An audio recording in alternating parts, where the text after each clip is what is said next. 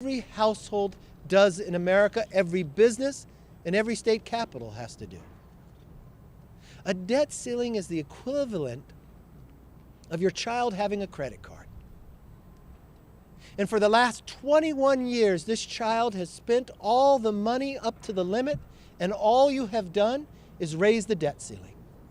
Well, now it's become a real problem because you owe more on the card than you make all year and another 20%. So is it wrong? Is it not reasonable? Before you lift it, you're responsible for paying what was spent. But should you first look at how you're spending your money? That's exactly what we're doing with Limit, Save, Grow. Now the President and Leader Schumer have finally backed off their idea that they won't negotiate. They finally backed off the insane, unrational, unsensible idea that you just raise the debt ceiling. The President has selected two individuals, OMB and Ricchetti, to sit down with us, but our timeline is short. This is what I wanted to avoid 105 days ago. And when the Republicans in the House lifted the debt ceiling, Secretary Yellen had never told us the deadline was June 1st. We wanted to act ahead of time. And we do that issue after issue. Just like the President avoided the border with Title 42, the House Republicans did not. We actually passed a bill to secure our border. We continue to listen to the American public. And I will tell you as Speaker, we have a group of Republicans in the Senate that have listened to the American people as well. Senator from Wyoming, Senator Barrasso, has helped lead the charge with Mitch McConnell, with Thune and all the others, and Senator Lee, who put a letter together. I remember when he talked to me, could he get enough signatures? I was worried for one moment. Could we get enough signatures? He called me back, I think, in an hour and said, I've got more than enough, and I got people who didn't sign it that will still vote that way because they're listening to the American public. And I can't tell you enough of how thankful I am of you being so responsible with the idea. Am I optimistic? I'm optimistic for America because of the people standing behind me. I'm optimistic of our ability to work together. Do we have obstacles? Yes, we have a big obstacle in the White House. But we're going to change the course of history because we're going to stand for the American public. And let me introduce the Senator and the Chair over in the Senate Republicans, John Barrasso. Well, thank you, Mr. Speaker. Thank you for your leadership. The President of the United States is playing Russian roulette with the American economy. For month after month after month, the President refused to meet with the Speaker of the House to talk about debt and spending. Why? Does the President believe that there is no wasteful spending in Washington? Does the President believe that in a $6 trillion budget that nothing could be cut? Billions and billions of dollars has been set aside for COVID. Is that all off limits? The President said the pandemic is behind us. What about tying welfare to work? The American people that I listen to overwhelmingly support that. Is the President that out of touch? Republicans in the House of Representatives have actually passed legislation. It is serious, it is responsible. It raises the debt ceiling and at the same time cuts wasteful Washington spending. Republicans in the Senate stand in firm support of the Republicans in the House of Representatives. Meanwhile, the President of the United States has spent the last 3 months pandering to the liberal left. The President is playing a very dangerous game with our economy. It is time for Joe Biden to stop this debt ceiling madness. And now, Chair Elise Stefanik. Thank you, Chair Barrasso. I apologize, I'm losing my voice. We've been so focused on communicating this important issue to the American people. It's an honor to be here today with both our House and Senate Republican colleagues to highlight our joint commitment to a solution that would responsibly raise the debt ceiling, strengthen our economy, and address our nation's debt crisis. For over 100 days, Joe Biden and House and Senate Democrats have refused to offer a sensible solution to our nation's debt crisis. Their only plan, which is no plan at all, is to ignore this fiscal crisis and do nothing to limit spending, save taxpayer dollars, or grow the economy. Democrats have put our economy at tremendous risk. Republicans remain the only ones who have taken action to avoid a default on our debt. It's long past time for Joe Biden and Democrats to do the same. But today, with only 15 days until the June 1st deadline, Joe Biden is jetting off to Asia. Whether it's the border crisis, the energy crisis, or this debt crisis, Joe Biden continues to run away, pass the buck from each crisis that his policies have created. It's now my pleasure to introduce one of my good friends and our colleagues in our partner chamber, Senator Mike Lee, who has been such a tremendous leader in unifying the Senate Republicans in support of our Limit, Save, Grow Act. Senator Mike Lee. Thank you, Chair Stefanik. Senate Republicans stand united behind Speaker McCarthy and the House Republicans. We all understand the gravity of the situation. We need to address the debt ceiling, and we need to do so in a way that makes a difference, to make sure that we're not back here in just a few more months, with spending having caused more inflation and ballooned our federal debt even more. So, to that end, 45 Senate Republicans have acknowledged that they will not, they've committed that we won't support cloture. We won't support bringing debate to a close on any debt ceiling increase that does not contain substantive spending and budgetary reforms. Now, it just so happens the House of Representatives has passed precisely such a bill. We stand behind that bill. We need to pull up and pass that bill. We need to do it today. Look, the Senate has no business leaving town before an agreement has been reached. Let's get this done. Thank you. It's now my pleasure to introduce Representative Dusty Johnson from the great state of South Dakota. Thanks. Yeah, you bet. Thanks. Yeah, you bet. Mr. President, for 97 days you refused to negotiate with the Speaker. For 97 days you underestimated the unity and the resolve of this conference. For 97 days, you assumed that ignoring this problem would make it go away. Now, we can't get back the squandered 97 days, but more concerning, sir, is the fact that you don't appear particularly committed to using the 13 days that we have left. Mr. President, cancel your trip to Japan. Stay at the table. Acknowledge the resolve of this team on these stairs, and accept the fact that we must change how this town spends money. Inaction and intransigence will not wipe away $32 trillion in debt. Good grief, Mr. President, when is enough enough? Shame on anyone who refuses to act. Speaker McCarthy and this entire team have been responsible, reasonable, and sensible. Time is short, Mr. President. Let's get this done. With that, I'm happy to introduce a great legend from West Virginia, Chair Shelley Moore Capito. Go get him. Yeah. I should just sit down now that I'm a legend, but that goes against everything we do, right? It's great to be here with my House colleagues and my Senate colleagues. And I want to say, first of all, the gauntlet that Senator Schumer threw out to Speaker McCarthy when he said, you can't have a plan, you won't get it done. Well, guess what? They got it done.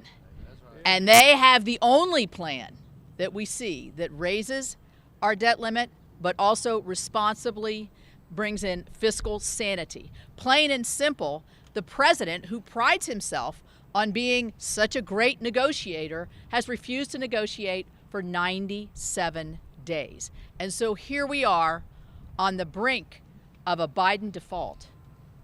And I think we saw the helicopters going across here. I said, I think he's leaving now to go to Japan. I'm like, stop. You know, we have an obligation here. We have an obligation to the people that we represent.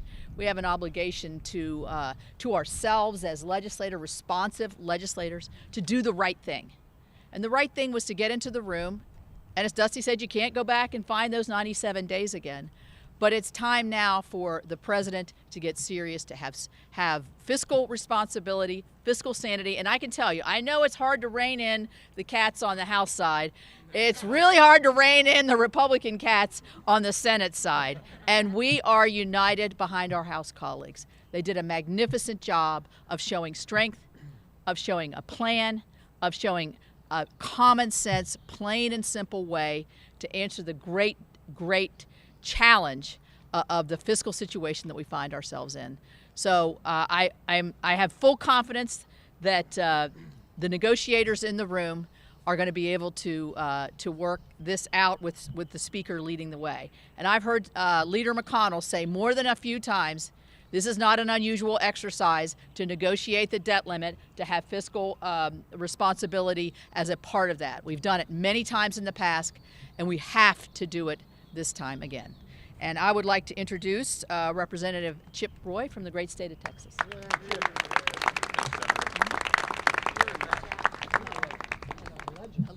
So this is what the west side of the Capitol looks like. Mr. Speaker, thank you. Thank you to the senators who came over. After months of saying he would not, President Biden now has done what we all knew he would do: sit down and negotiate with Speaker McCarthy and the representatives of the people. This is not surprising, because Americans saw Republicans pass a common sense, responsible fiscal path forward for America and realized that the only person talking about default is President Biden. Now the president says we must trade away all but perhaps the most basic of reforms that we passed in the bill. But throughout his posturing, the president has failed to realize the most fundamental and important truth: that the core of this debate is not whether the federal government will default on its debt. It won't.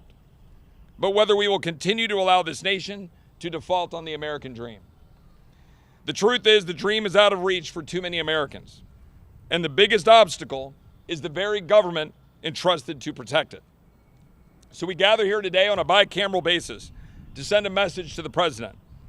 This legislation is purposeful, not political. We stand for the hardworking American family unable to afford groceries, gas, housing, or health care because of inflation fueled by trillions of dollars in reckless spending. The plumber that never took out a student loan but is now being forced to pay for his neighbor's master's degree, or the veteran paying for a liberal arts major to get the same student loan benefits he earned by risking his life for his country. The nurse who wants to save lives without a federal bureaucrat saying she has to take a needle. The blue-collar workers watching their way of life sacrificed to the altar of climate fetish, while billions of tax dollars of corporate tax credits go to crony subsidies in the so-called Inflation Reduction Act. The rancher in Texas putting diesel in his truck but forced to subsidize a tech worker making six figures to buy a Tesla hundreds of miles away. Minority and poor taxpayers trying to make ends meet that an expanded IRS audits 3 to 5 times more than other Americans. We're standing up for the Americans who simply want their country back.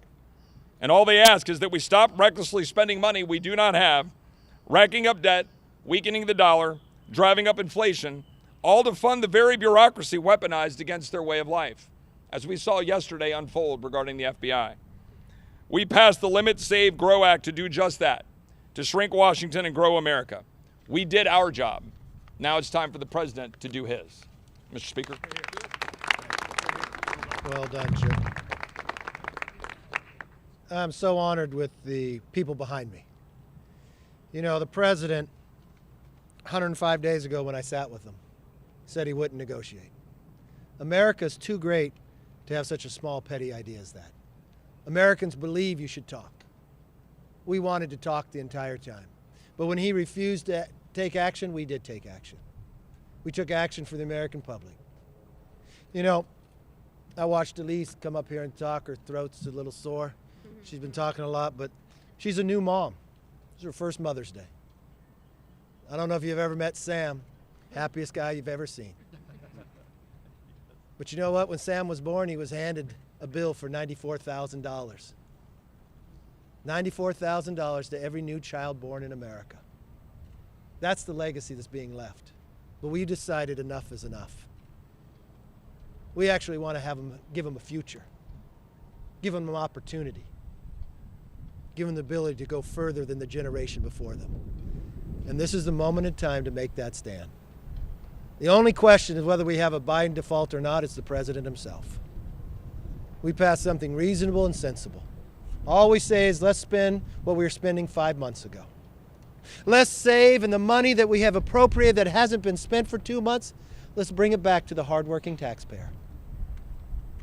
Let's put some caps on what the future Congresses can spend. Let them spend more, but only grow by 1%. And let's unshackle what holds the greatness of this nation back to build. Let's cut the red tape to have that permitting reform. And you know what? Let's help those that need a challenge to take them from poverty to a job. We've known it works. We've seen it work before. Let's not settle for what we have today. Inflation, dependency on China, runaway spending. Let's know what America can be, and let's achieve it. With that, let's take some questions. Yes, sir. So while Republicans have proposed this plan to the president, you still have Democrats who are still trying to push certain different plans for federal spending. Looking at things like FMLA, they're still trying to put that on the table. Is there still an avenue that Republicans would entertain those federal programs, or is that something that's completely off limits? Look, the way the founders created this government, which is so amazing, the House passes the bill, the Senate could pass a bill, and then we could go to conference. Unfortunately, the Senate under Schumer, the only thing I think they've passed, what I've noticed is March is Maine maple syrup month. I don't know if they want that in the bill or not, but I would entertain that. There's nothing to go to conference with a Democrat idea. And the sad part, when I sit with the Democrats, their ideas are old. You know what they think? We should just tax more. But anyone who would look at what's going on, if you look at the 50-year average of what comes in from the taxpayer of America, normally we bring in 17% of our GDP. Right now we're bringing almost 20%. Do you know how many times in modern history that has ever happened? That much? Only 2 times, in 1944 and 2000. But if you look at how much this government is spending, on a 50-year average, we usually spend 21% of GDP. He's at 23.6 going to 25. It is not a revenue problem. It is a spending problem.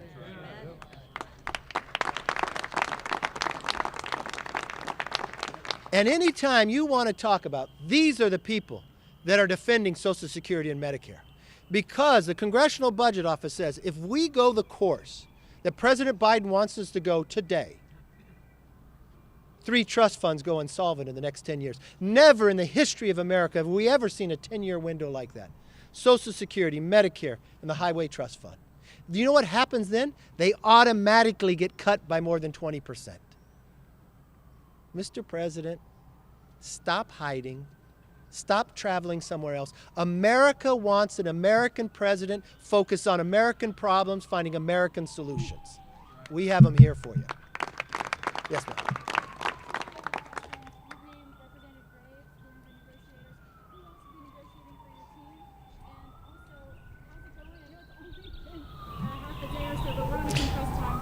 Look, I go in the room as well, and my staff, and the president has put 2 people in there. If there's certain topics come in, I'll have certain other members come in and talk as well. The difficult part here is the timeline. We didn't act based upon what Yellen said, because she says this was months later. We acted because we never wanted to be here. This is the worst way to govern. And I hope the American people see that the Republicans in the House do not ignore problems. The Republicans in the Senate want to take it up, but Schumer won't allow it. We take action and find solutions, and that's the way we want to govern. Yes, ma'am. Senator Kavanaugh said she wanted to stop the helicopter plane. Do you honestly think that President Biden should not attend G7? Look, he's the President of the United States. He's a grown man. He can make a decision where he wants to go. And he could travel any place he wants. The only thing I know, if you thought for the last 97 days you were never going to negotiate, what are your priorities? I think America wants us to solve American problems first. He could decide whatever he wants to do.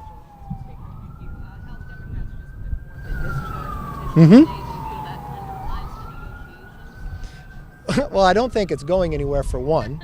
Secondly, you're sitting here with senators who have 45 who signed it's not going to do it. So is that even sensible? Is that even being productive? Is that even reasonable? Or is that responsible?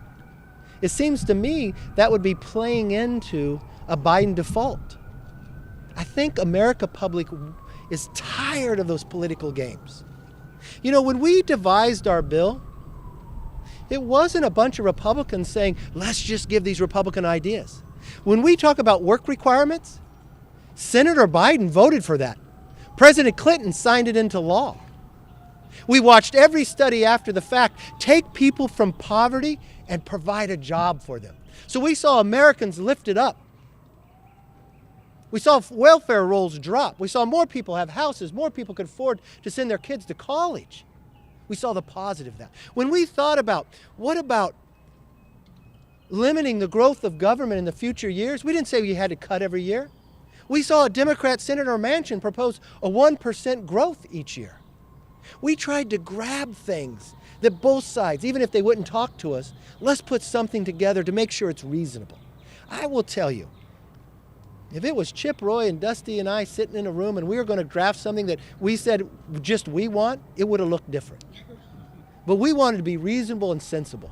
Does the American public think it's wrong if we simply saying, let's spend what we spent 5 months ago? But every moment I've spent with the president, he doesn't want to go there. He does not want to go back $1. I literally ask him, what is finally the number? Is it $40 trillion in debt? How much before you say, let's stop borrowing from China and not looking at places that we're wasting our money in? Every household does that, and we should do it too. Yes, sir.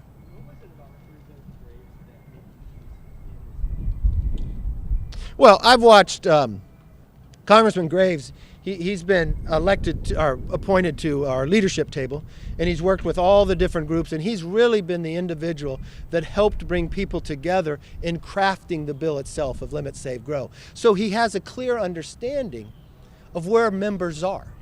So when you're sitting in that room, I didn't want to put somebody in that room who didn't have a time. He is a former staffer. He's a former member working in government. He understands policy. Many people would call him a policy wonk. But at the same time, my staff is in there with him as well. So we want as many voices and many understandings of where the bill went and what we would like to see for a conclusion.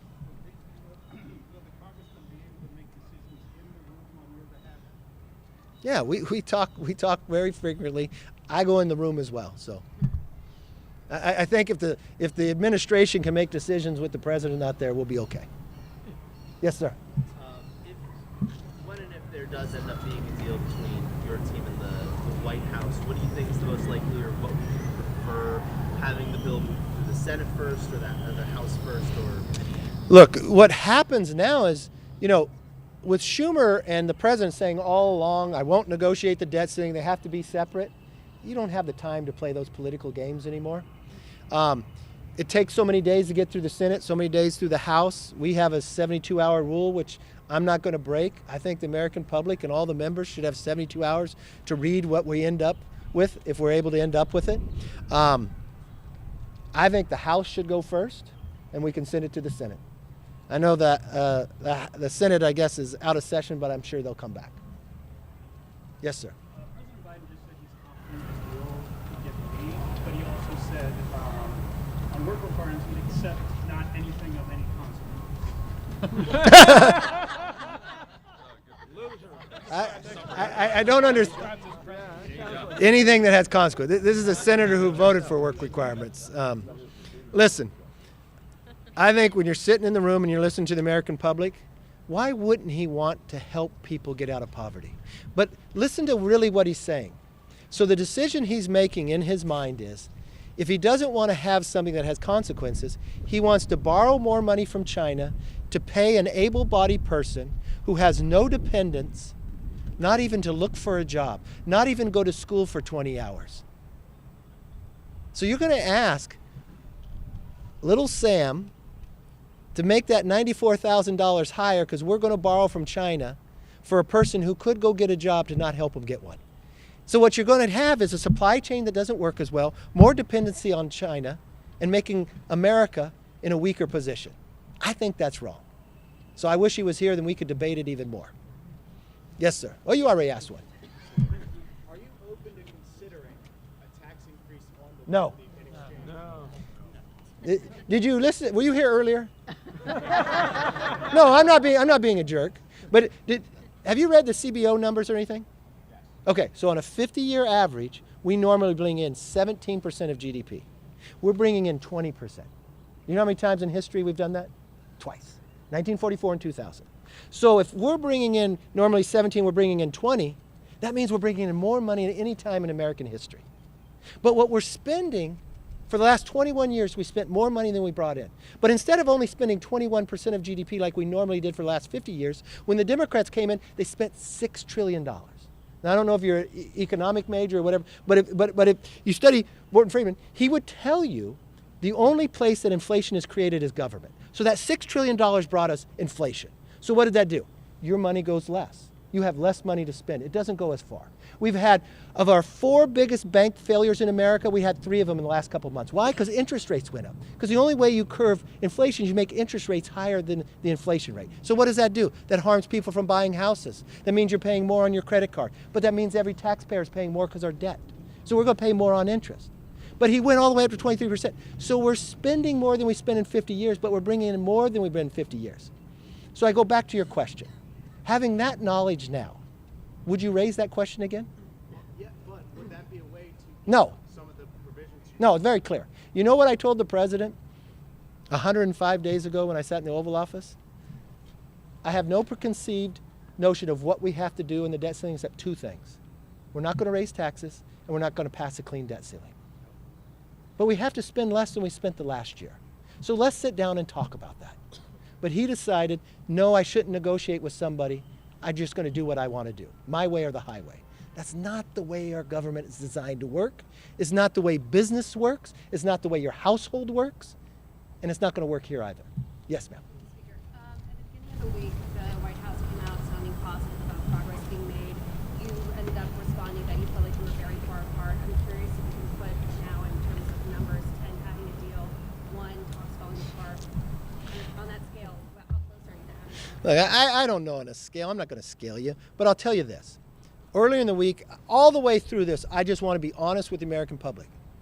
I went to Wall Street more than a month ago to warn them we're not meeting. It's a problem. I went to you day in and day out, and you made fun of me. You're saying, oh, you just want to have a meeting. No, I didn't want to be here at this moment, at this time. Then we passed our own bill. We never would have had a meeting had we not raised the debt ceiling ourselves. We put an idea of how to do it. The only thing I'm more optimistic about, he finally agreed to something that every other time we've been able to solve a problem has worked. The structure of negotiations. But now we're along such a short timeline, it makes it almost harder. But if there's one thing you know from me, I never give up. I have the grit, the perseverance, and we're going to get it done. Thank you all very much. Great job. Terrific job, Mr. Speaker. Terrific job. Well done.